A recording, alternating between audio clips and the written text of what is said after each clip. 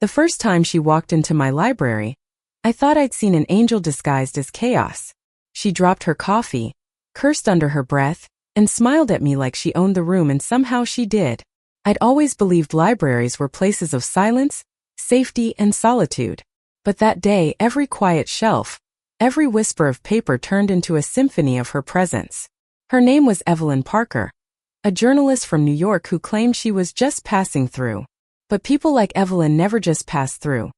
They crash into your life, leave their mark on every fragile piece of your soul, and make you question everything you thought you were.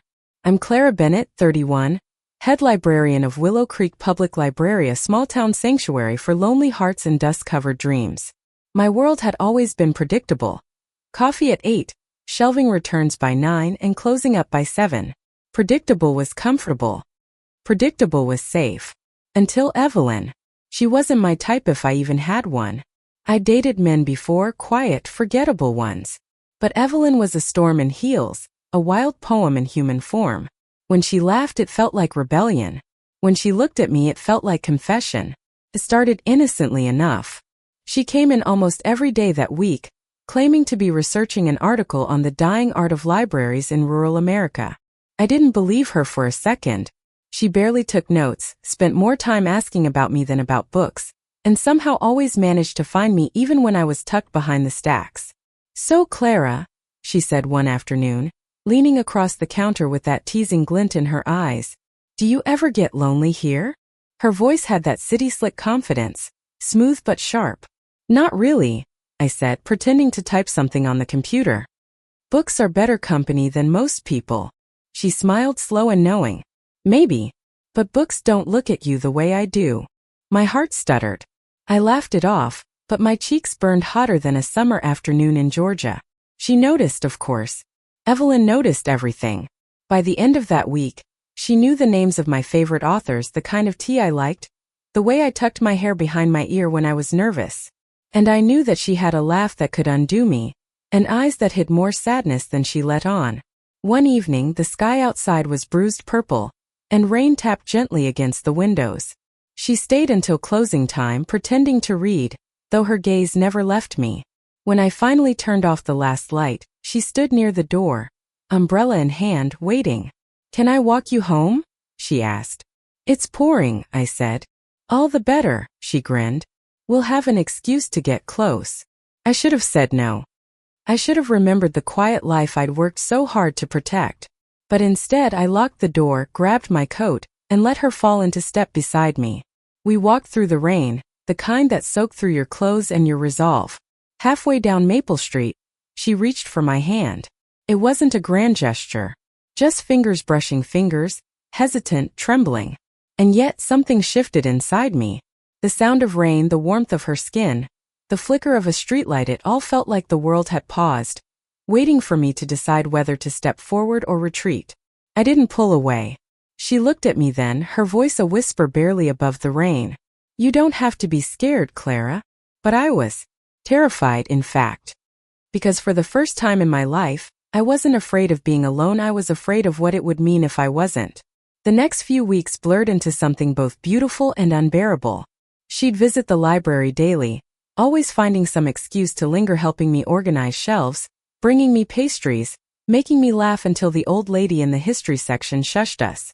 It became a ritual: morning coffee, her sly remarks, my shy protests. Somewhere between all that, we began sharing bits of our lives. She told me about her father, who had been sick for years, and how she'd left her job at a big paper to be closer to home. She spoke about her loneliness with a kind of bold honesty that cracked me open. In return, I told her about my childhood, the quiet farm, the absent mother, the small-town routines that built the walls I lived behind.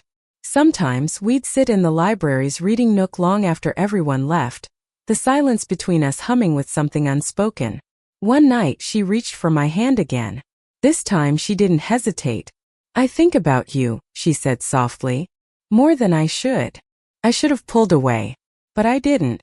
"I think about you too," I whispered. Her eyes lit up, a slow burning sunrise. And before I could stop myself, I leaned in. The kiss was soft, hesitant, like the turning of a first page. Her lips tasted of rain and cinnamon tea. When we pulled apart, I felt breathless, alive, and utterly doomed. Because I knew something she didn't. She would leave. People like Evelyn always do. A week later, the storm came, not the kind with thunder, but the kind with truth. I found her one evening at the library steps, suitcase by her side, rain again falling like déjà vu. "I got the call," she said quietly. "They offered me a full-time position back in New York." My throat tightened. "That's great news." She looked at me, searching for something in my expression. "Is it?" I wanted to tell her no. I wanted to beg her to stay, to tell her that her laughter had stitched my life back together in ways I didn't even know I needed. But I couldn't. So I did what I always did, hid behind politeness. "You should go. You deserve it." Her jaw clenched. "You always say what's right, Clara, but never what you feel." She turned to leave, and I let her. That night, the library felt emptier than ever. Every book she'd touched, every chair she'd sat in screamed her absence. I told myself it was better this way, that love was a luxury for people braver than me. But when I found the note she'd slipped between the pages of my favorite book, "If you ever decide to stop hiding, you'll know where to find me," I cried until dawn. The next morning, Willow Creek was wrapped in fog, the kind that blurred the world into shades of gray. I stood by the library window, holding her note between my fingers, reading it over and over until the words started to smudge from the tears I hadn't realized were still falling. "If you ever decide to stop hiding, you'll know where to find me." I'd spent my whole life hiding from dreams too big, from people too loud, from the ache of wanting something I couldn't name. But Evelyn had seen through all of it, peeled away my quiet defenses like layers of old wallpaper, revealing a woman I barely recognized. And now she was gone. For days, I moved through my routines on autopilot. Shelving books, smiling at patrons, pretending everything was fine. But it wasn't. Every corner of the library whispered her name. The coffee shop still played her favorite jazz song every morning at 9. Even the rain felt lonelier without her laugh cutting through it. It was ridiculous, I told myself. We'd known each other barely 2 months. 2 months wasn't long enough to fall in love. Except it was. Love doesn't measure time, it measures impact. And Evelyn had left a mark like ink on my soul. A week later, the local post office called me in to pick up a package. Inside was a single book, Leaves of Grass by Walt Whitman, with a note tucked inside the front cover. "You always told me poetry was for dreamers. Maybe that's what we are. Maybe that's okay." It wasn't signed, but it didn't need to be. I knew that handwriting, that slanted curve of the Y, the way she pressed her pen too hard at the end of her sentences. I sat there on my couch that night, turning the book over in my hands. The pages smelled faintly of her perfume, lavender and rain. That's when something inside me cracked. For 31 years I'd lived a small life because it was safe. I told myself I was content, that quiet was enough. But it wasn't. Not anymore. I wanted to be brave. I wanted to be seen. So I did something completely out of character. I packed a suitcase. The drive to New York took 10 hours. 10 hours of second-guessing, rehearsing conversations, and wondering what kind of fool I'd become. The city hit me like a tidal wave, honking cars, flashing lights, people rushing as if the world would end if they slowed down. I felt small, lost, ridiculous. Evelyn hadn't told me exactly where she lived, but I remembered her mentioning a small brownstone near West Village and a coffee shop she loved on 11th Street. It was a long shot, but it was all I had. I found the shop tiny, with ivy creeping up its brick walls and the faint hum of piano music leaking from the door. I stepped inside, heart pounding so hard I thought it might crack my ribs. And there she was, sitting by the window, typing furiously on her laptop, hair pulled into a messy bun, a half-drunk cup of coffee beside her. I froze. The moment she looked up, time folded in on itself. Her eyes widened. Her lips parted. For a heartbeat, neither of us moved. Then she stood slowly, as if afraid any sudden movement might shatter the illusion. "Clara," she breathed. I swallowed hard. "Hey." She blinked, a smile tugging at the corner of her lips. "You're supposed to be in Willow Creek." I said, my voice trembling. "But it was too quiet without you." Her expression softened, her eyes shining with something that looked dangerously like hope. "What are you doing here?" she whispered. I hesitated. The truth felt too big to fit into words. But I tried anyway. I read your note, I said. And I realized I'm tired of hiding. I don't know what this is or if it even makes sense, but I had to see you. She exhaled, a shaky sound that was half laugh, half sigh. God, Clara. I didn't think you'd come. I didn't either, I admitted. And then before I could lose my nerve, I stepped closer and took her hand. Her fingers tightened around mine like an anchor. I missed you, she said softly. Then don't make me miss you again, I whispered back. We spent the rest of that afternoon wandering through the city like two kids lost in a dream. She showed me her favorite bookstore, a cramped little space that smelled of ink and memories, and the rooftop where she went to clear her head. Everywhere we went, I could feel the tension between us, that electric pull that had never really gone away.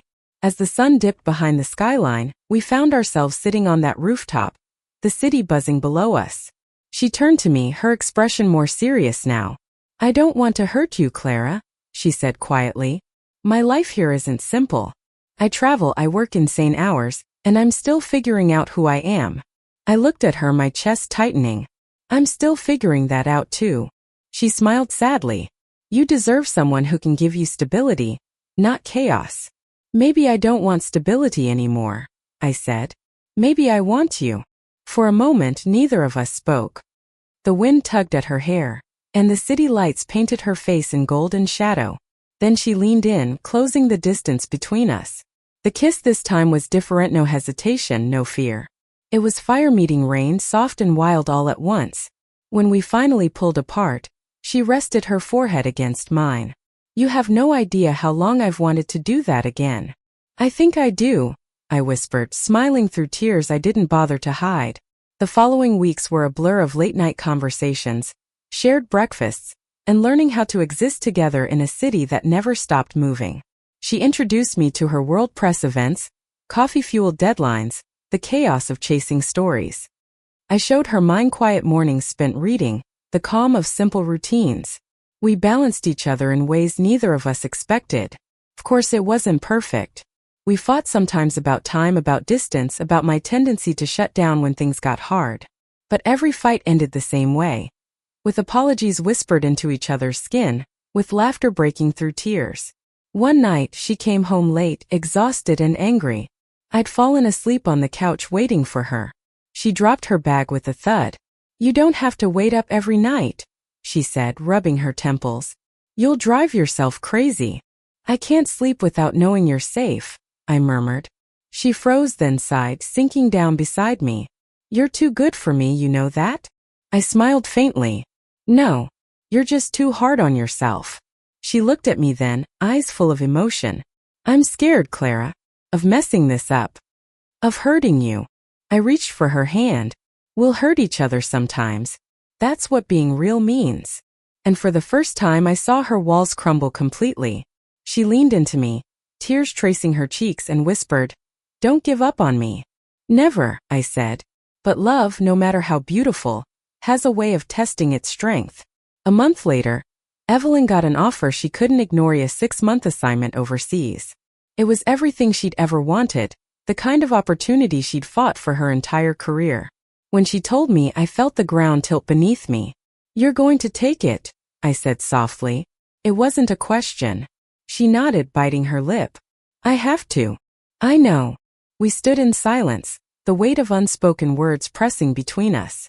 Come with me, she said suddenly. I blinked. What? Come with me to London. We'll figure it out together. I wanted to say yes.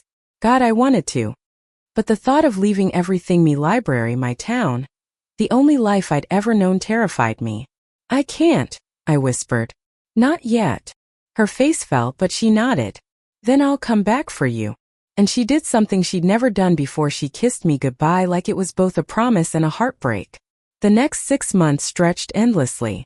We kept in touch, late-night calls, postcards, video chats that froze halfway through laughter. The distance hurt, but it also made something inside me stronger. For the first time, I wasn't waiting for life to happen to me. I started writing again, volunteering at schools, even hosting a small reading group at the library. One day I realized I'd stopped hiding, not just from love, but from myself. And that's when I knew, when she came back, I wouldn't be the same timid woman she'd met. I'd be someone ready to stand beside her, not behind her. When her plane landed that spring, I was there waiting. She spotted me instantly, dropped her bags and ran straight into my arms. "You're really here," she breathed. "I told you I would be," I said. "You came back for me. Now it's my turn not to let you go." She laughed through tears. "You've changed. So have you." And in that crowded airport, surrounded by strangers and noise, she kissed me again, fierce, certain, free. For once I didn't care who saw. That night, back at the library where it all began, she helped me close up. The same soft light spilled through the windows, painting her in gold. "I never thought a place like this could feel like home," she said quietly. "Maybe it's not the place," I whispered. "Maybe it's the person you share it with." She smiled, eyes glistening. "Then I guess I'm home." And as she pulled me into her arms, surrounded by shelves of stories and memories, I realized something simple but profound: love doesn't have to be loud to be real. Sometimes it's quiet. Sometimes it's two women standing in the glow of a library, holding each other like a promise kept. And this time I wasn't afraid to be seen. Spring arrived in Willow Creek with the soft scent of magnolia and rain. The library windows were open again, letting in the hum of life from the streets outside: laughter, footsteps, the distant strum of someone's guitar. And Evelyn was here. For the first time in what felt like forever, everything felt whole. She had taken a freelance position with an online magazine, which meant she could work from anywhere. Her mornings were spent on the porch with her laptop and coffee. Her afternoons were mine, helping with community events, organizing the library's new reading program, or just wandering the park hand in hand like teenagers who discovered love for the first time. It was ordinary. It was beautiful. It was ours. But love stories, even the happy ones, aren't without their tests. The first whisper came quietly, a patron at the library lowering her voice as I passed. "Did you hear? The librarian's living with that journalist from New York." The woman journalist. Shouldn't have bothered me. I was 31, not 16. But small towns have long memories and short tolerance. By the end of the week, the whispers had grown louder. Some parents stopped bringing their kids to the library. Someone left an anonymous note on the counter: "Keep your private life private." When I found it, Evelyn was waiting for me at home, cooking dinner. I tried to hide the note, but she saw it in my hand. "What's that?" "Nothing," I said too quickly. She reached for it, read it silently, and her expression darkened. "Seriously," she said. "It's 2025, and they're still doing this small-town moral policing crap? No, Clara. You don't deserve this." "It's fine," I murmured. But she slammed the note onto the counter. "It's not fine. You're the kindest, smartest, most dedicated person I know. And they should be lucky to have you running that library." I sighed, rubbing my temples. "I grew up here, remember? People talk. They always have. Then maybe it's time someone made them listen." Her voice was calm but edged with fire. That was Evelyn, always ready to fight for what mattered. And I loved that about her. But fear still clawed at me. "I just don't want to lose my job," I whispered. She softened, stepping closer. "You won't. You're stronger than you think." I didn't believe her, not then. But she believed enough for both of us. 2 days later, she marched into the library with a stack of papers. "I'm hosting a book drive here," she announced. "For local schools. You're helping." Before I could protest, she was already posting flyers, talking to townsfolk, charming them with that disarming smile of hers. She knew exactly what she was doing, showing them that we weren't something to whisper about. We were part of this community too. At first, people came out of curiosity. Then, slowly, they came out of kindness. The book drive was a success, bigger than anything the library had hosted before. Evelyn stood beside me that night, sweaty and radiant, handing out thank you cards to volunteers. When the mayor came by to congratulate us, he shook both our hands. "You two make a good team," he said. Evelyn winked at me. "We do, don't we?" And just like that, the whispers faded. Maybe not entirely, but enough. Summer in Willow Creek was a golden dream. We spent evenings at the lake, toes dipped in the water, the world wrapped in the smell of sun and grass. Sometimes she'd read aloud from Leaves of Grass, her voice low and melodic. We were together. I forget the rest. She'd glance up at me and smile. "That's what I want for us." I would smile back because she already had it. But one evening while watching the sunset bleed into the water, Evelyn grew quiet. "I got another offer," she said softly. I felt my chest tighten. "Where?" "Chicago. It's big. Important. The kind of work I used to dream about." I didn't say anything for a long moment. "Do you want to take it?" I finally asked. She looked torn. "Part of me does. But part of me doesn't want to leave what we've built here." The silence stretched between us, filled with the chirp of crickets and the gentle ripple of waves. "I don't want to hold you back," I said quietly. "If you need to go, I'll understand." She reached for my hand, squeezing it tightly. "You're not holding me back, Clara. You're the reason I stopped running." Her voice trembled on the last word, and I realized she was crying. I turned to her, brushing the tears from her cheek. "Then stay. Stay because you want to, not because you're scared to leave." She nodded, smiling through the tears. "Then I'm staying." The following months passed in a rhythm that felt like breathing. We hosted book clubs and movie nights at the library. Evelyn started writing a column called Love in Small Town America, inspired by us. It wasn't about labels or grand gestures, it was about quiet courage, about two women who chose to love each other, even when the world tried to look away. The article went viral. Suddenly, the same people who once whispered about us were proud to say they knew the librarian and the journalist from the story that made national headlines. And for the first time in a long time, I felt seen not as the librarian, not as the girl who hides behind books, but as me. But fate, as always, has a cruel sense of timing. One evening as I was closing up, Evelyn called me from her car. Her voice was trembling. "Clara, I think someone's following me." "What? Where are you?" "Downtown. Near the old hardware store." My blood went cold. "Stay on the phone with me." "I'm coming." I grabbed my coat and keys, heart pounding like thunder. By the time I reached her, she was standing under a streetlight, clutching her phone, pale but unharmed. A man had confronted her after recognizing her from the article, called her names, said, "People like you were ruining the country." He'd driven off before I got there, but the fear in her eyes gutted me. "I'm okay," she kept saying. "It's fine." But it wasn't. That night, as she sat in bed staring at the ceiling, I took her hand. "You don't have to pretend, Ev." She turned to me, eyes glistening. "I didn't think it would get that ugly. I thought people had changed." I held her close, pressing a kiss to her forehead. "Most have, but not all. And that's why we stay. That's why we keep showing up." Her fingers curled around mine. "You always know what to say." I smiled faintly. "No. I just finally stopped hiding." A few weeks later, Evelyn decided to turn what happened into something bigger.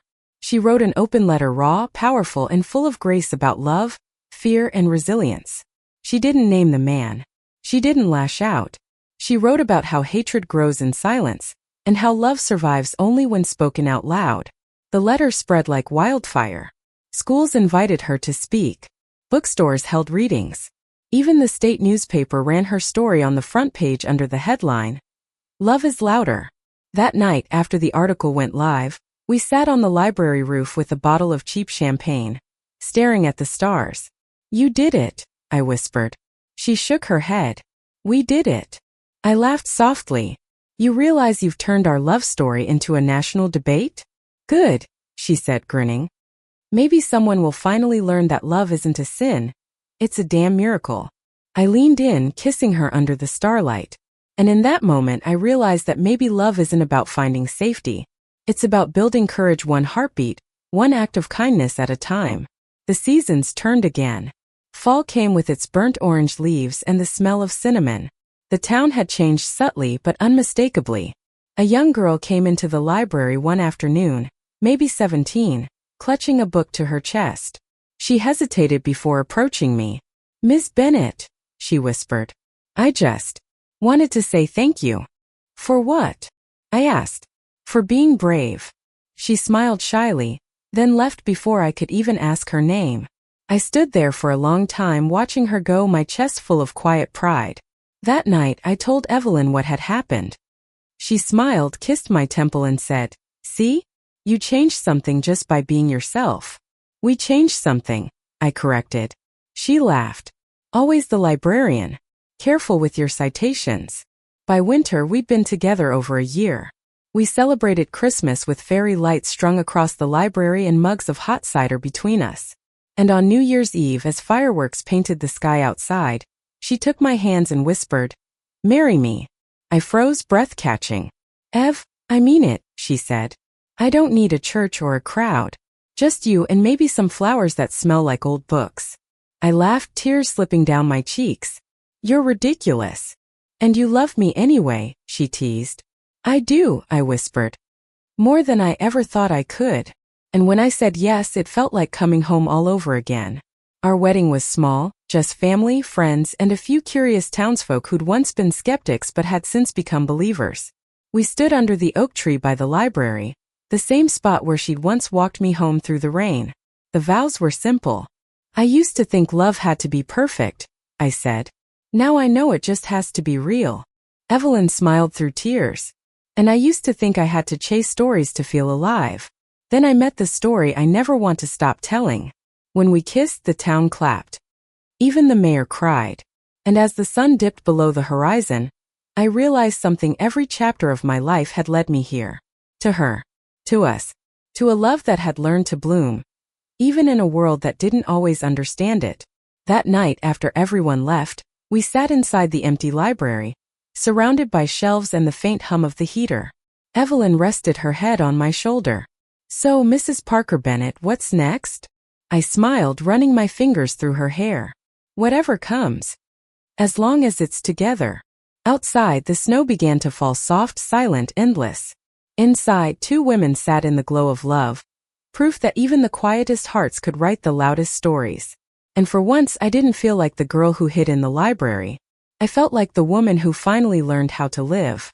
The years that followed were gentle and golden, the kind that slip by quietly until you realize they've become your favorite chapter. Evelyn and I made a life built from simple joys. Morning coffee on the porch, afternoon walks through the park, evenings spent reading by the fireplace. The world outside kept spinning, changing, shouting, but inside our little home by the library, time moved softly. She published her book 2 years after we married. Love is Louder. Notes from Small-Town America. It was part memoir, part manifesto, a collection of essays about courage, belonging, and the spaces between silence and truth. When it hit the bestseller list, she laughed like a child. "We did it," she said, spinning me around the living room. "You did it," I corrected, smiling. But she shook her head. "Clara, you were the story. I just wrote it down." The library continued to grow too. The town had transformed over the years: new families, new faces, new ways of thinking. We introduced LGBTQ+ book clubs, writing workshops, and youth outreach programs. There was still the occasional glare, the muttered comment from someone who couldn't move past their old prejudices. But they no longer had power. We had built something stronger: community, love, acceptance. Sometimes, young people would come up to me shyly after events. "You're the librarian from Evelyn Parker's book, right?" they'd ask. I'd smile. "That's me." And they'd grin, often with tears in their eyes, and say, "Your story helped me tell mine." Those were the moments that made everything worth it: fear, the whispers, the years of learning how to be brave. One spring afternoon, I came home to find Evelyn sitting at her desk by the window, lost in thought. Her laptop sat open, but she wasn't typing. "Writer's block," I teased, leaning against the doorframe. She looked up, her eyes soft. "Just thinking about time." "Dangerous subject," I said, walking over to kiss her cheek. She smiled faintly. "Do you ever think about how fast it all goes? One day you're hiding behind library shelves, and the next you're here, married, whole." I brushed a strand of blonde hair from her face. "Time goes fast, but it's been kind to us. Mostly because we stopped being afraid of it," she murmured. We sat there for a while, watching the sunlight stretch across the floorboards, our fingers intertwined. I remember thinking then that life rarely announces its happiest moments. They arrive quietly, unnoticed, until one day, you look back and realize that was the magic. Years turned into decades. Evelyn's hair began to silver at the temples, mine too. She said it made me look distinguished, though I suspected she just liked teasing me. We grew slower, softer, but never dull. We still argued about little things: who forgot to water the plants, who ate the last cookie, but every disagreement ended the same way. Laughter, apology, a kiss, good night. Every anniversary we'd go back to the library at midnight, just the two of us. We'd unlock the door, sit among the shelves, and read to each other from Leaves of Grass. It became our ritual, our secret vow renewed each year. Once, during our 15th anniversary, Evelyn read aloud.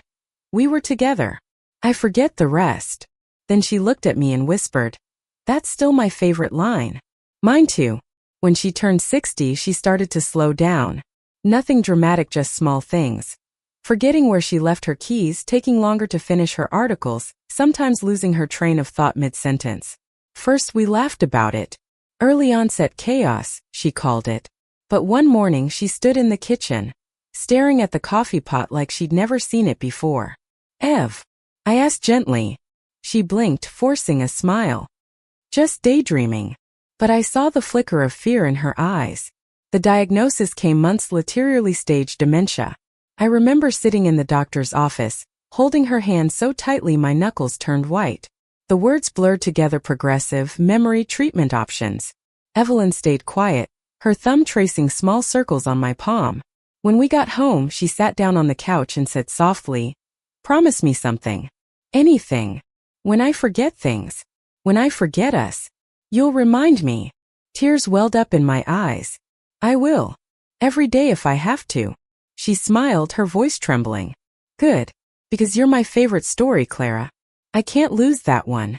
The years that followed were both beautiful and cruel. Some days she was herself, sharp, witty, full of mischief. Other days she'd drift away, lost in the fog of her mind, asking questions that broke my heart. Once she looked up at me and asked, "Are you my sister?" I smiled, forcing steadiness into my voice. "No, love. I'm your wife." Her brow furrowed, then softened. "Oh, then I must have really lucked out." And just like that, she laughed again, and I did too, though my chest ached from the weight of it. I started keeping a scrapbook of our life together: photos, letters, dried flowers, ticket stubs. Each page labeled carefully, every memory written down in my neat librarian handwriting. Whenever she got confused, I'd sit with her and read from it, turning the pages slowly. "See," I'd say, pointing to a photo of us under the library oak. "That was our wedding day. You said I looked like a storybook character who'd wandered off the page." She'd smile faintly. "That sounds like something I'd say." "You did," I whispered. And sometimes, just for a moment, I'd see recognition flicker in her eyes. Those moments became my treasures, the fleeting sparks of the woman I'd loved all my life. When her memory began to fade more rapidly, I moved her writing desk into the library's reading room, right by the window. Even on her quiet days, she'd sit there with her notebook, staring out at the falling leaves. Sometimes she'd write a few words, sometimes nothing at all. One day I found her notebook open. On the page, written in her shaky handwriting, were the words, "Love doesn't end when memory does. It just changes shape." I pressed my fingers to the ink, feeling the ghost of her strength in every letter. The last time we read Leaves of Grass together, she was 81. Her hands trembled as she held the worn book, the same copy she once mailed to me decades ago. I read to her, my voice soft and steady. When I finished, she looked up at me and smiled. "You always read better than I do." "That's because I practiced for 40 years, I said. She laughed weakly. 40 years of you putting up with me. You deserve a medal." "I already got one," I said, touching her hand. "You." Her eyes glistened, and for a moment clarity returned, sharp and bright. "I remember now," she whispered. "The rain. The coffee. The library. You." I swallowed hard. "You never really forgot, did you?" She shook her head faintly. "No, I just misplaced it for a while." That night, as she drifted to sleep, her hand still in mine, she murmured, "Promise me you'll keep the library open." "I promise." "And keep reading to them. Tell them about us." "I will," I said. Every word. Evelyn passed away 2 months later, peacefully in her sleep. The town mourned her like they'd lost a piece of their own heart. The mayor declared a library day in her honor. The local newspaper ran her photo with the headline, "She taught us how to love out loud." The world moved on, as it always does, But I carried her everywhere, in the smell of rain, in the hush of pages turning, in every laugh that slipped out of me without warning. And every year on the anniversary of our first meeting, I would open Leaves of Grass to the page where she'd left her note all those years ago. If you ever decide to stop hiding, you'll know where to find me. I'd smile and whisper, I found you, Evelyn. I never stopped finding you. It's been nearly 20 years since she's gone. I'm old now, gray-haired, slow-moving, my hands lined with time. But I still run the library, at least part-time. There's a new librarian who helps out, a bright young woman named Marcy.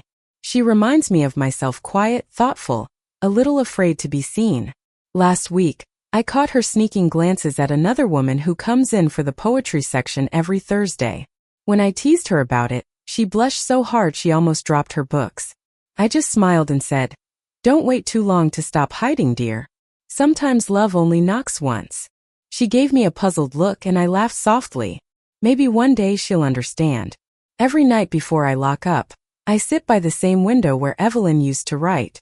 The oak tree outside still stands strong, its branches heavy with memories.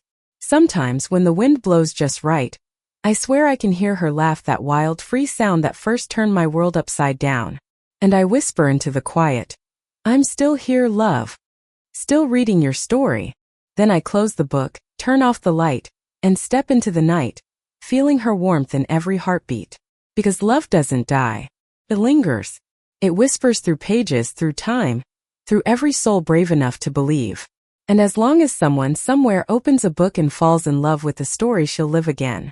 The plaque outside the library now reads, The Evelyn Parker Library of Willow Creek, dedicated to the power of words, the courage to love, and the woman who taught us both. And below it, engraved in tiny letters, a single line. We were together. I forget the rest. That's our story. Two women who found each other among shelves of forgotten dreams, who turned fear into faith and silence into song. I used to think I was just a librarian, a quiet keeper of other people's words. But Evelyn taught me something far more precious. That sometimes the most extraordinary story you'll ever read is the one you dare to live. Thank you for listening. Like and subscribe to get notifications about next videos.